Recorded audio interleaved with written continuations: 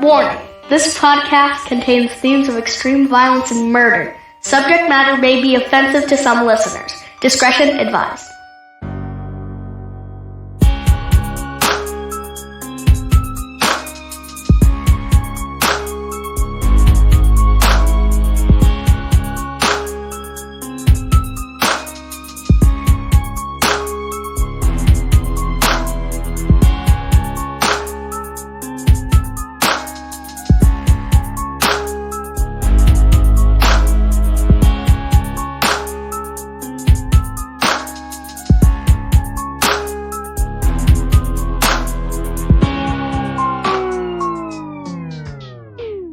Welcome to another episode of Evil Transgression, your homicide headquarters here in podcasting. I'm Josh, and with me as always, Dustin and Rex. What's going on? Hey, what's up? Episode 100. 100. Full length. Regular episode number 100. Mm-hmm. Yeah, won't you explain that to them? Well, we've decided to go ahead and dedicate this number 100 to the one and only Betty White. R.I.P. We just lost Betty White. Sad day. So, and she was almost at 100.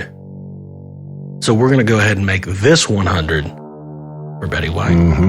Yes, we are. I like it. I bet you everything in the world, there's not another true crime podcast that just dedicated an episode to Betty White. Exactly. Not only an episode, but their 100th. Yeah. It's the most important episode. It is. Until 200. Yes. Right.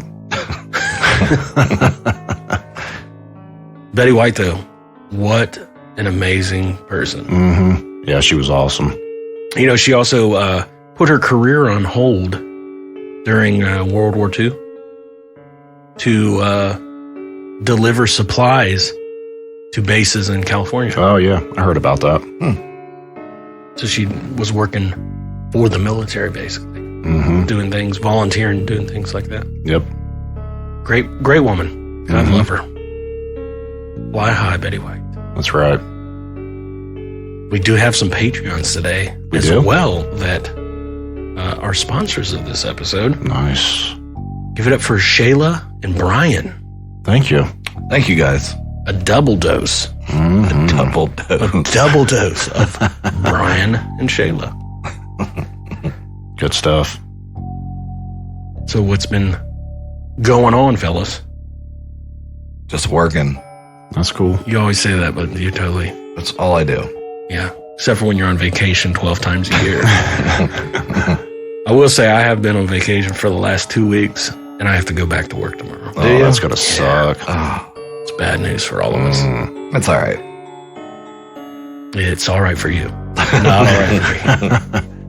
Not at all right. I got to really stop using all my vacation time throughout the year. We try to tell you. So you can save it all for one. So I can get like 2 weeks off around Christmas. Yeah, it's nice. Yeah. Yeah, but I always use mine up, and right now I'm currently looking at 0, so. Uh-oh. Yeah. And you're supposed to be going on a trip soon? I'll have it by then. Oh. Yeah. Great. We can't wait. We can't wait to hear your adventures. Where are you going this time again? The Outer Banks. The Outer Banks. Yeah. I hear it's lovely. I just want to run with the wild horses.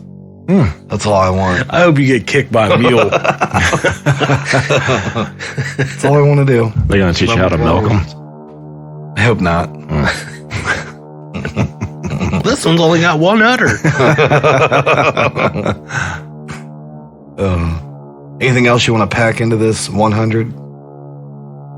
Anything else you want to talk about?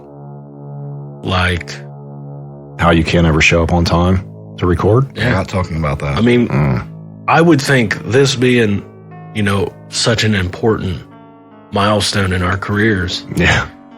That you would get out of bed on time and make it to the actual recording on time. But just like episodes 1 through 99, we were waiting on Dustin again. Yeah, well, You guys messed me up when you changed it from 9 to 9 or 9:30 to 9. It's never been 9:30. It's always been 9. Yeah. It was 9:30 for 99 episodes. It was 10. Anyway. We had 10, 10:30, 9. We should have just told him 8:30. Yeah. And he might have been here by 9:15. Mm-hmm. Let's try it. We're recording the next episode at 6:45 a.m. What else you got? There's something burning. I see the wheels turning over there. Yeah, but that's not really nothing. That's just him trying to wake up. No, there's a special something you got hidden in there. Oh, really? What is it? No, I don't have anything. You know what it is? What? Evil facts. Evil facts.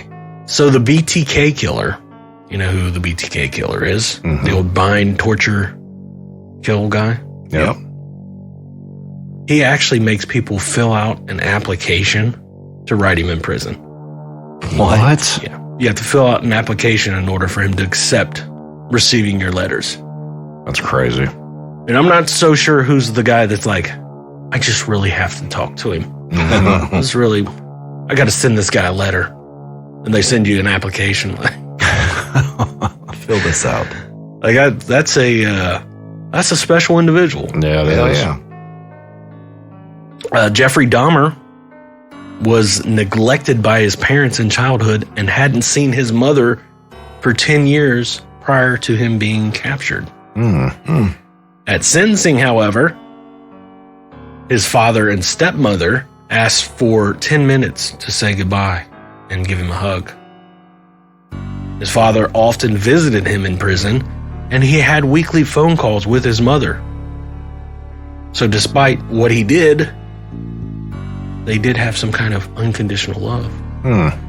Or he was a celebrity Yeah, and they want to get back in the picture. that too. Could be, yeah. But I mean, you were neglected by them, and when you were a kid, Yeah. so you ate people. Yeah, And now, makes sense. yeah,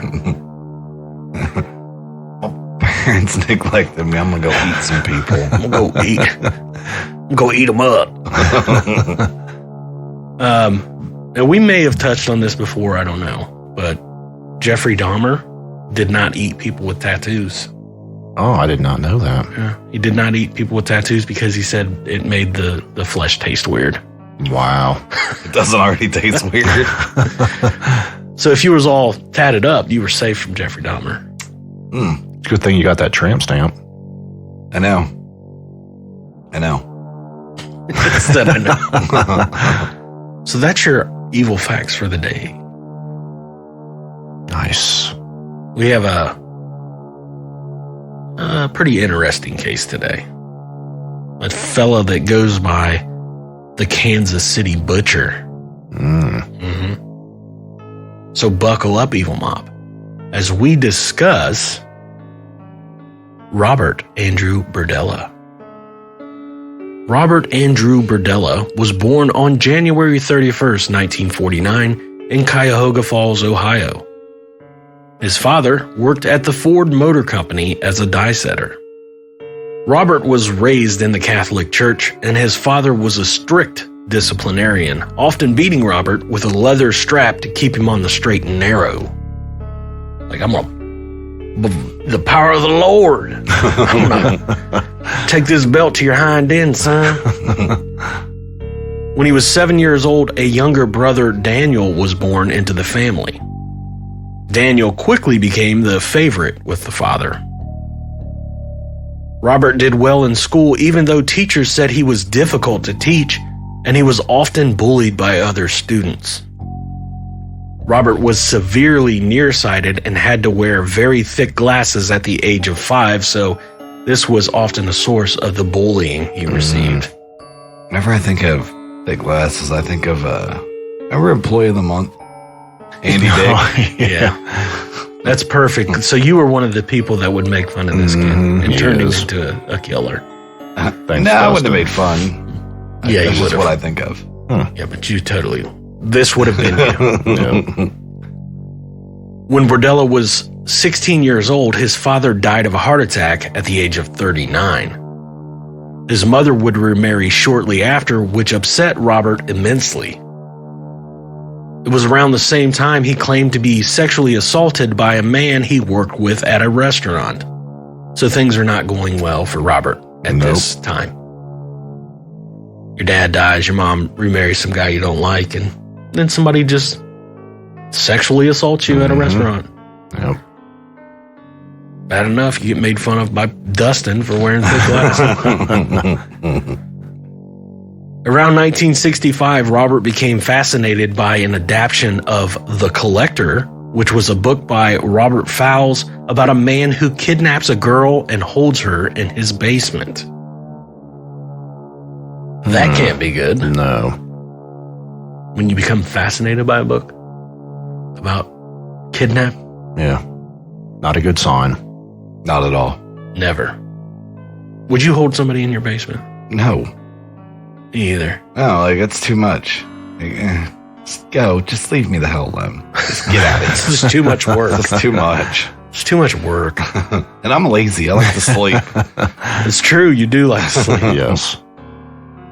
In 1967, Berdella enrolled in the Kansas City Art Institute with hopes of becoming a professor, but instead pursued a career as a chef. That's a huge difference. Totally different things. Yeah, it is. Maybe I would like to teach about art or make creme brulee. It was during this time period Berdella dabbled in animal torture at least 3 separate times. There's the start. The first 2 times he tortured a duck and a chicken, and the third was using sedatives and tranquilizers on a dog. Wow. Practicing. He also started abusing alcohol and selling drugs around the same time. At the age of 19, Robert was arrested for possession of marijuana and LSD, but was released 5 days later due to a lack of evidence. I bet he was tripping balls on that LSD. Probably. Yeah, but listen to that. He was released 5 days later due to a lack of evidence. Even though they found this stuff. Yeah, how's that happen? I mean, if you possess those drugs, that would be your evidence, correct? Right. I think. I don't know. I don't have a degree in law, but to me, that's just weird. In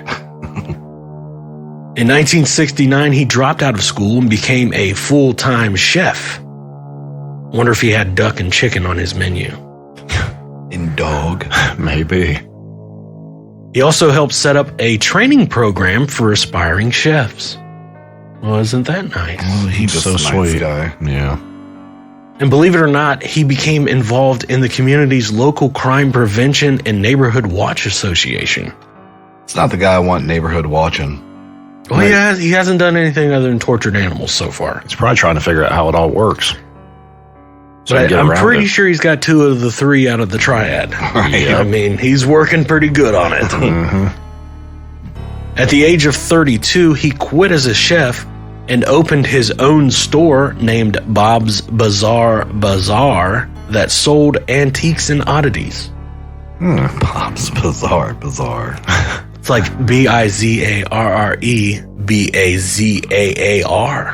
Bazaar. Fancy. Bizarre Bazaar. During this time, Robert came out as openly gay and had a brief relationship with a Vietnam veteran. This relationship did not work out, believe it or not. Oh boy. Robert Berdella then made his life's mission to go around and try and help male prostitutes get out of the lifestyle. He's just doing the Lord's work. Dustin loves it. In July of 1984, he drugged one of his male prostitute friends, Jerry Howell, and started keeping him in his basement. He repeatedly raped him overnight before he asphyxiated him. Wow. So he was just helping him. Yeah. He was helping him, and then he was like, hey, I remember watching this movie one time about this book where somebody kept somebody in their basement. Let's give it a shot.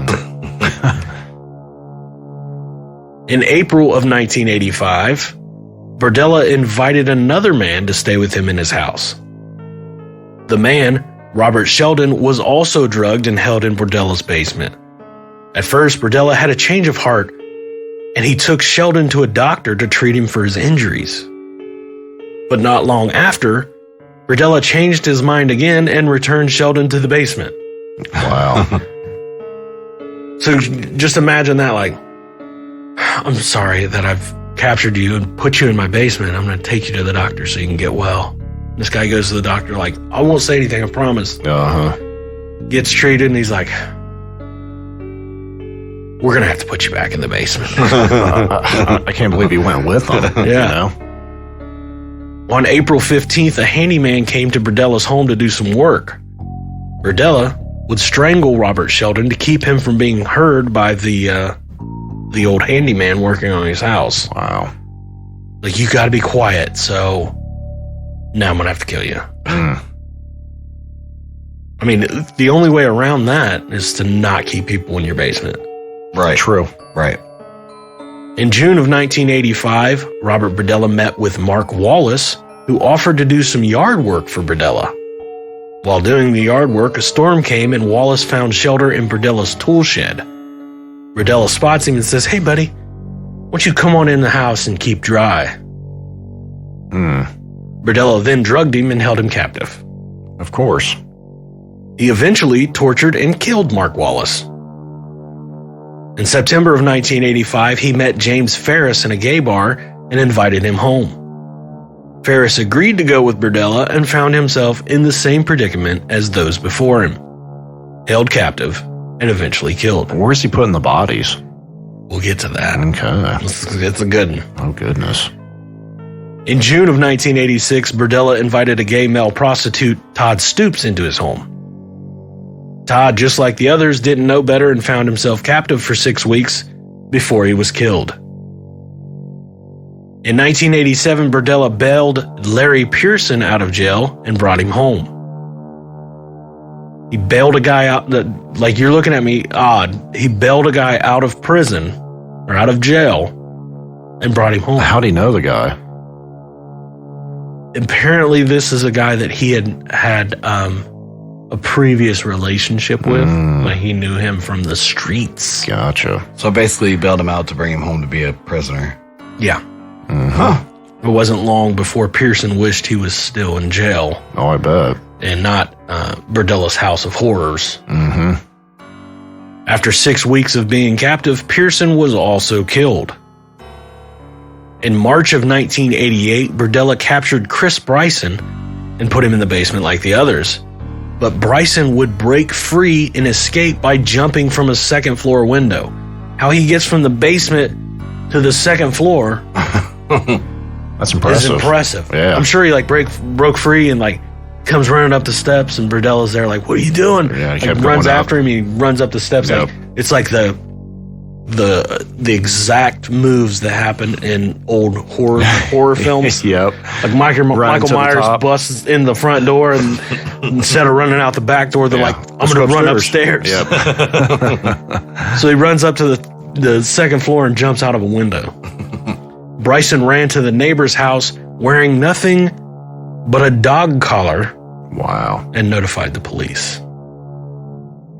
Police discovered Berdella's basement of horrors along with Polaroids of his victims and a torture log. I like Berdella's butt dungeon better. Don't you think? What? It could, well, that's going to take a whole new meaning here in a second. Remains of the victims were also found on the property. Berdella would end up striking a deal to avoid the death penalty in exchange for a full confession of his crimes.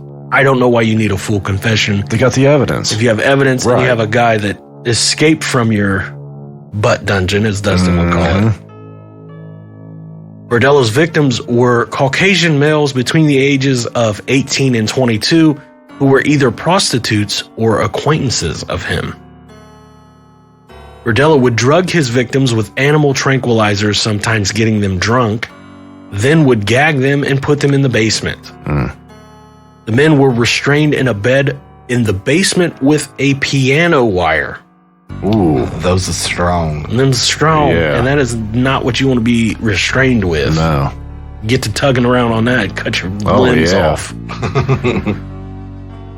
Over the period of time each man was held, Berdella would torture them using a variety of techniques, such as electric shock, beating them with various things, and sodomizing them with his fist, penis, or vegetables. Oh. Brutal. Like, I'd be mad as hell if I'm standing there and this dude's standing over me with like a fucking watermelon just throwing it at me. Like, back the hell up. A watermelon. Get off me. What? You know what I mean, though? If he can get a watermelon up your butt. No, I'm saying like you're like laying there tied up and he's got a watermelon, he's just throwing it at you. Like, At no point did he say that he assaulted them with I'm just saying, it says he assaulted them with random objects. He sodomized them No, with okay, vegetables. I know what you mean. That means he stuck a cucumber up their butt or something like that. I know what it means. Poor Dustin. Are you sure? Yes. Because you immediately went to, I'd hate for somebody to hit me with a watermelon. No, I'm just saying. And then, like, just think about it. Just look around this room. Like, what if you grabbed a computer monitor and threw it at you? You'd be mad as hell. Well, yeah. You know? Is that what you would be mad about? Or the fact that you're being held captive in the basement and they're shoving stuff up your butt? Right. I don't mind the butt love, but Carrots and corn and What the hell? put tomatoes up my butt. Oh, wow. I mean, he would do some weird stuff to him. Sounds So, like it. I mean, I'm talking, he would put window caulk in their ears. Ooh. Just imagine that. Window caulk in your ears. Window caulk hardens up. So it'd be like a freaking earplug, man. Right, yeah. He put bleach in their eyes with cotton swabs, gouged their eyes, F that. and even injected drain cleaner into their vocal cords. What? Yeah. Stupid's insane. But if you think about like that put together, as far as the caulk in the ears, the bleach in the eyes, and injecting drain cleaner into their vocal cords, that's so they can't hear, they can't see, and they can't make noise. Yeah. Makes sense now. Yep. He documented all of his crimes in a journal of sorts and photographed his victims before he killed them. His means of asphyxiation sometimes included suffocating them using a plastic bag. In the case of Todd Stoops, however, he actually died from a loss of blood due to the torture. Robert Berdella was also known to have given his victims antibiotics to keep them alive longer. So I'm going to treat you just so I can treat you. Yeah. Brutal. When the victims were dead, Berdella would drain their bodies of blood by cutting slits in their bodies, basically hanging them upside down either in the bathtub or in the basement, catching their blood. Like a deer. Yeah. Yeah, pretty much. Berdella would then dismember their bodies and place them in trash bags that were taken away by the trashmen. But Berdella liked keeping trophies, like the men's wallets and their heads, which he buried in his backyard. Wow. There's your remains found on the property. You're telling me no neighbors saw him continuously going out back and digging holes? Yeah. Old Robert's over there digging holes again. That's what gave Berdella the nickname the Kansas City Butcher. Although I think the Butthole Bandit probably would have a better suit for him. But Berdella only spent a few years in prison before dying of a heart attack in 1992 at the age of 43. It is believed that the reason for Berdella's heart attack was a result of prison staff withholding his heart medication that he was prescribed. Good. Oh. And that is the story of the Kansas City Butcher, Robert Andrew Berdella. Crazy. It's a crazy dude. Yeah. It takes a special somebody to want to hold people captive in your basement and then torture them Yeah. in various ways and then chop them up. Yeah. Yeah. Just a normal day. But I like to go back to the fact of you made a deal with this guy instead of sticking him in the chair. You made a deal with him like, we will not give you the death penalty if you give us a full confession. Yeah, I still don't get that. Like the confession is, how about those heads in the back of your yard? And his souvenirs. Yeah. Then you had a guy escape wearing nothing but a dog collar. Like, hey, this is the guy's nuts. Mm-hmm. Well, what about the guy that went to the doctor? Yeah. I still don't know why he didn't just, when they were done at the doctor's, why he didn't just run. Or while he's at the doctor's, like, hey, you need to call the say police. something. Yeah. This guy's trying to stick vegetables in my butt. Mm-hmm. Eggplants. That would be my reaction. Like, Yeah, me too. somebody help me. Right. He's probably in fear of his life, though. Could have been. But, I mean, I've never been in that situation, and I hope that I never find myself in a situation where I'm held captive in somebody's basement and need to figure out a way to get out. But Yeah. that would be my reaction was, I'm going to fight for my life, try and figure out how to get out of this situation. Not like, I promise I won't say anything if you just take me to the doctor. Right. Because I'm telling. Bro, I'm snitching Hell yeah. immediately. Mm-hmm. Yep. Hold me in the basement on a bed with piano strings. Somebody's getting told. Yeah, I'm gonna snitch. He's in the room alone with the doctor. The doctor could have called the cops at that point. Maybe he wasn't alone with him. Maybe Dude was in Berdella's there like, with him. Yeah. he's my good friend. I gotta stay with him. And I was like, Possibly. I don't care though. I'm like, hey, the minute someone else is with us, I'm screaming. Mm-hmm. Screaming. I'm screaming. No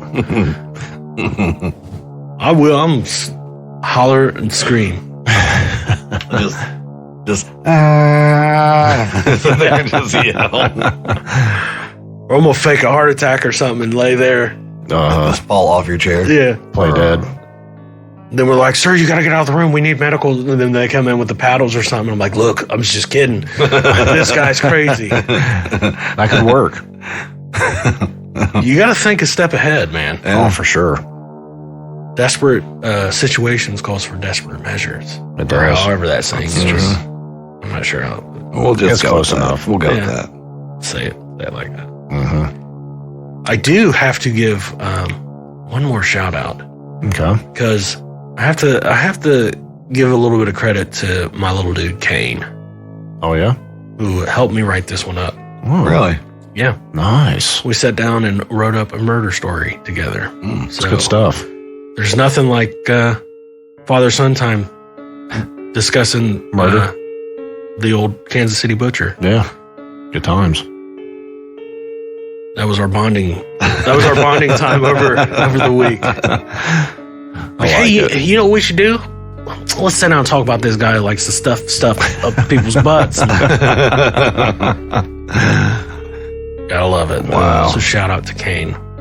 Good stuff. We also have to shout out Drew for being here today as our, what do we call that? Our fact checker. Oh, yeah. Yeah. Even though he hasn't checked a single fact since I've lied about this whole thing and he hasn't. Hey, but I've been watching him out of the corner of my eye, and it's taken everything inside of him to keep from giggling to where we can hear him. So, So he gets extra credit for that. yeah, being a good boy. So what you got for me, Rex? All right, if you haven't done so, go to our Facebook page, give us a like. Any comments, questions, ideas, you can email us at eviltransgression@gmail.com, which can also be found at Dustin. Eviltransgression.com. Dude, you spent all that time rubbing your eyes. Yeah. And I looked over and this guy's like rubbing away like he's got poison ivy on his. He's like falling back asleep. Eviltransgression.com. You can find everything. That's cool. From hats everything. to see what we look like, You don't want to do to see what our peoples look like, to, I don't know.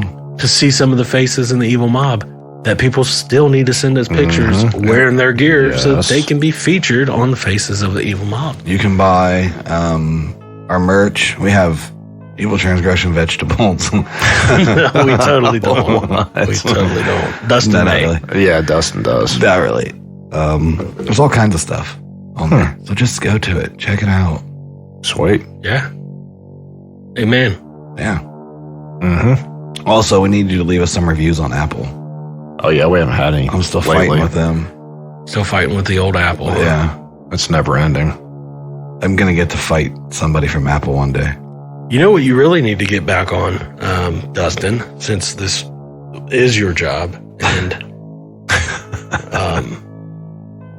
it's totally up to you, and you've been slacking on it so hard that I've had to hear about it, is putting the pictures up of these people that we cover. Oh, yeah. Oh, yeah. Yeah. You totally dropped the ball. Yep. Just Mr. like you do PR. on most things in your life.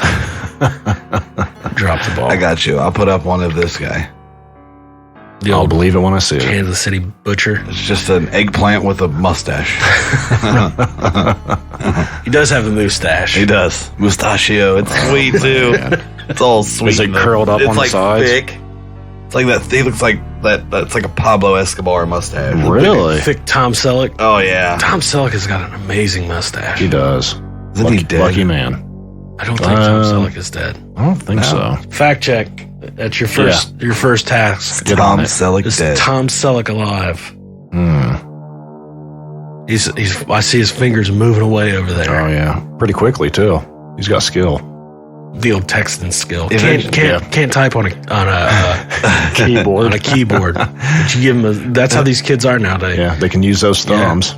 Eventually, we'll have him a seat over there, and you'll just hear him every once in a while, and he'll just come in like, he's alive. and then he'll disappear. So there we go. He He's is alive. Tom Selleck is alive. I told you. Yeah. Wasn't he in Magnum PI? Three Men and a Baby? Yeah. Oh, yeah. Yeah. And wasn't it Magnum PI? Was that the name of the show? Yeah. Yep. How old is Tom Selleck now? Oh, God, man. He's got to be, what, 60? He's older than that. He's got 65? 70s. Really? That old? It's got to be. 76. Jeez. Dang. Almost 80 years old, man. That's crazy. Yeah, you know, when I think of Tom Selleck, there's always another guy that I always think along with him. I'm not sure why. Maybe it is like, Burt Reynolds. no, No. Ted Danzig. Oh, yeah. Man, that's Sam Elliott. Sam bro. Elliott. Yep. Did you just give us facts on Sam Elliott? Did you really? Yeah, it was right under. Oh, He's got a he good just- one, too. I thought he just gave us. yeah. No, he was Sam brought up Elliott. Sam Elliott because of his amazing. He does have an amazing He does. mustache as well. Yeah. But he's no Robert Berdella mustache. Yeah. Actually, Berdella wishes he had Sam Elliott. Probably. Probably would have got him a lot more male prostitutes to swing his way. I don't know. But that is your episode for the day. So, Happy 100 to happy 100. 100. to you. You gotta go there again. I always see Dustin always gets like that. Gets all Smile, cringy. yeah. He gets that smile on A his smile and I love it when Rex sings too. Rex is gonna end up in my basement. Well, let's hurry and get out of here before we are in Rex's basement. We really are. So until next time, see ya. See ya. peace.